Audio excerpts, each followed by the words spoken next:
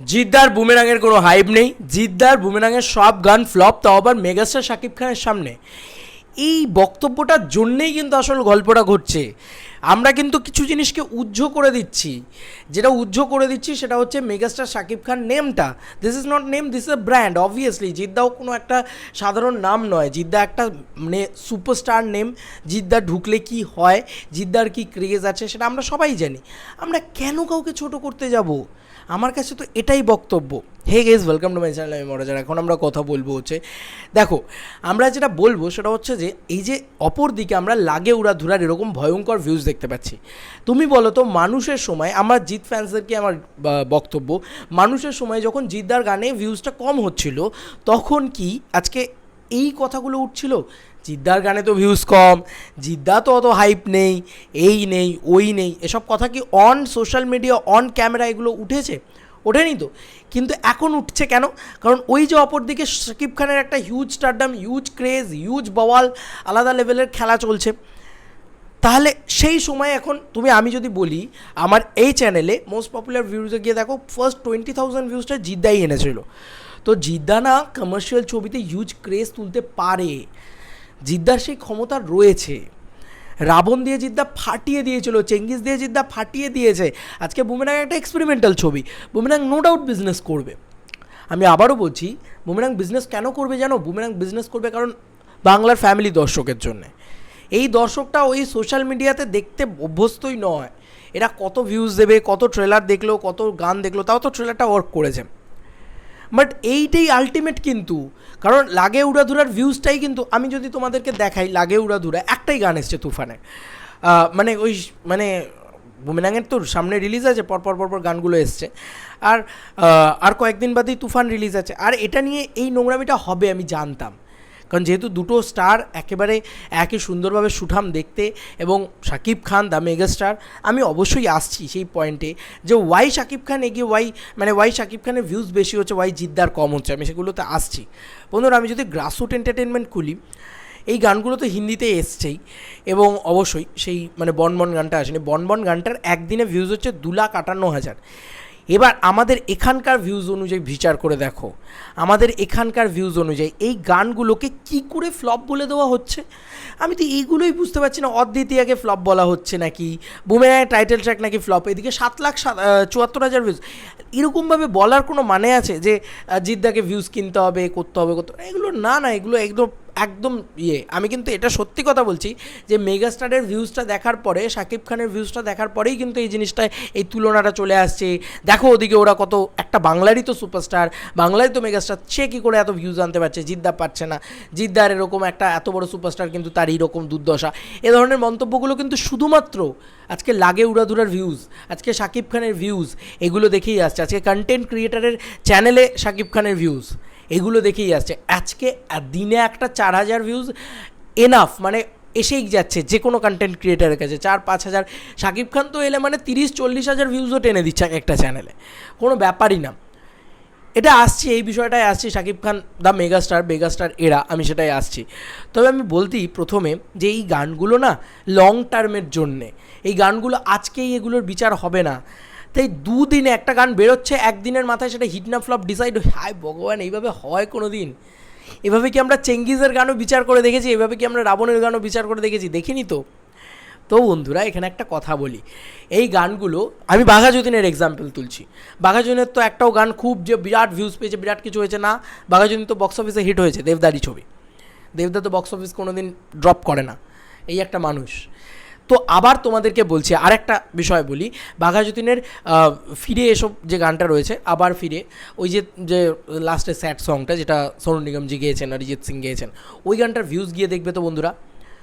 ওই গানটা ভিউজ যখন হয়েছিল তখন ফ্লপ হচ্ছে এই এক কথা বলে যাওয়া হয়েছিল।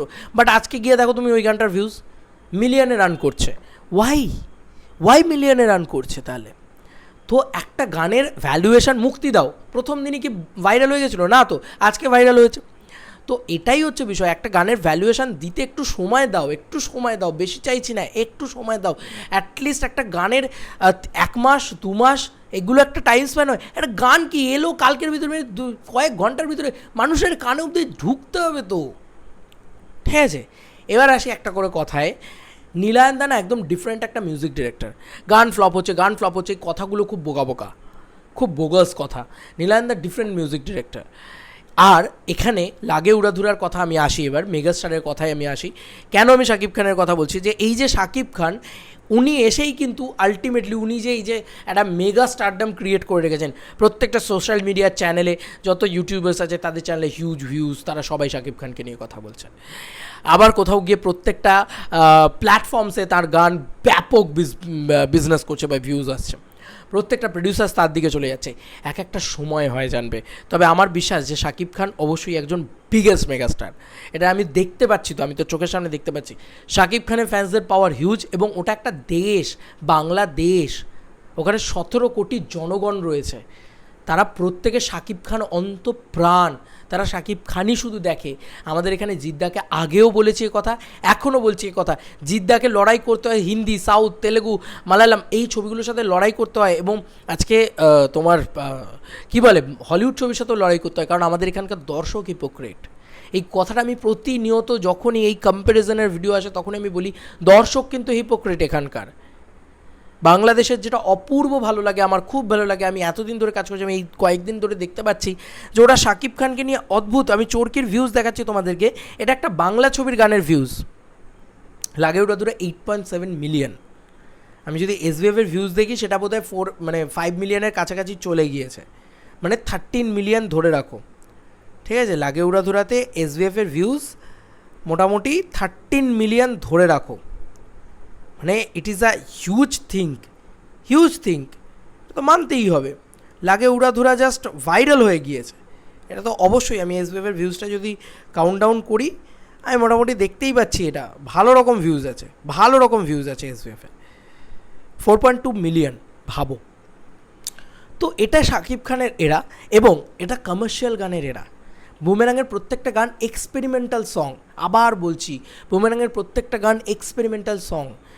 একসময় এই কমার্শিয়াল মার্কেটটাকে জিদ্দা ধরে রেখেছিলেন, আজকে ওনার ইচ্ছে হয়েছে, উনি একটা ডিফারেন্ট ছবি করতে চেয়েছেন। এটা কিসের অন্যায়? এটাতে তো কোনো অন্যায় নেই, সঙ্গে সঙ্গে আমাকে কম্প্যারিজন টানতে হবে কেন? ভাই আজকে জিদ্দা শাকিব খান এই দুজন এক, এটা যদি আমরা বলতে পারি না খুব ভালো হয়, আমার মনে হয় খুব ভালো হয়। বাট হ্যাঁ, এটা সত্যি কথা যে বুমেরাঙের গানগুলো মারাত্মক কোনো ভিউজ আনছে না, ঠিক আছে, ওয়েট ফর ইট, সময় দাও, আনবে। একদিনে 2 লাখ 2.5 লাখ ভিউজ আনছে, আর কত ভিউজ আনবে, আর কত ভিউজ চাই? আমাদের এখানকার বাংলা গানে এর থেকে বেশি ভিউজ আসেনি। আজকে আমরা বাংলাদেশটাকে দেখছি, আজকে আমরা মেগাস্টার শাকিব খানের ক্রেজটাকে দেখছি, তারপরে আমরা বুঝতে পারছি। আবার বলছি, এখানকার দর্শক হিপোক্রিট ছিল, আছে, থাকবে, এটাই এখানকার দর্শক। এখানকার দর্শক কিন্তু এই নোংরামিটাতেই মজে ছিল চিরকাল।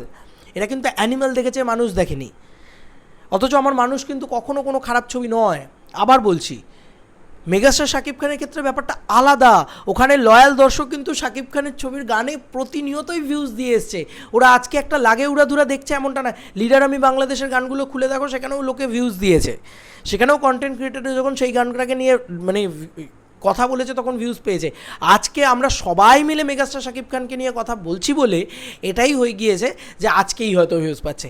আজকে আমাদের ইন্ডিয়ার কাছে, আজকে আমাদের পশ্চিমবঙ্গের কাছে মেগাস্টার শাকিব খানের একটা অ্যাকসেপ্টেবিলিটি তৈরি হচ্ছে, বা মেগাস্টার শাকিব খানের সামনে আমরা দেখতে পাচ্ছি যে ওনাকে নিয়ে আমরা কথা বলতে পারছি, ওনাকে নিয়ে এখানকার দর্শকরা জানতে পারছেন, যে কারণে আজকে এই জিনিসটা হচ্ছে। উনি কিন্তু চিরকাল ভিউজ পেয়ে এসছেন বন্ধুরা, ভালো করে লক্ষ্য করলে দেখতে পাবে ওনার গান দীর্ঘ সময় জুড়ে ভিউজ পেয়েছে। এমনটা আমি কখনোই বলছি না যে জিদ্দার গান ভিউজ পায়নি। জিদ্দার রাবণের গান দেখো না, কেউ জানে না, জাস্ট বম্বড ভিউজ।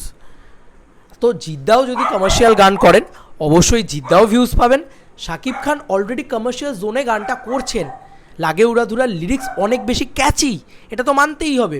লাগে উড়াধুরা হোক বা সেটা তোমার শাকিব খানের যে গানগুলো, এই যে রাজকুমারের গানগুলো, সেগুলোও তো প্রচণ্ড ক্যাচি লিরিক্স হলে এমনি শুনবে লোকে, ক্যাচি সুর হলে সেটা এমনি শুনবে লোকে, সেটাই শুনছে লোকে। আর সেক্ষেত্রে দেখতে গেলে আমি বন বলি বা বলি, সেই গানগুলো তুলনামূলকভাবে এই ক্যাচি লিরিক্সের থেকে পিছিয়ে, সেগুলো একটু কী বলে এক্সপেরিমেন্টাল, ঠিক আছে, ডিফারেন্ট আছে দুটোর। তোমাদের কার কি মতামত এই দুটো বিষয় নিয়ে জানিও কমেন্ট সেকশনে। Please don't negativity that Jeddah.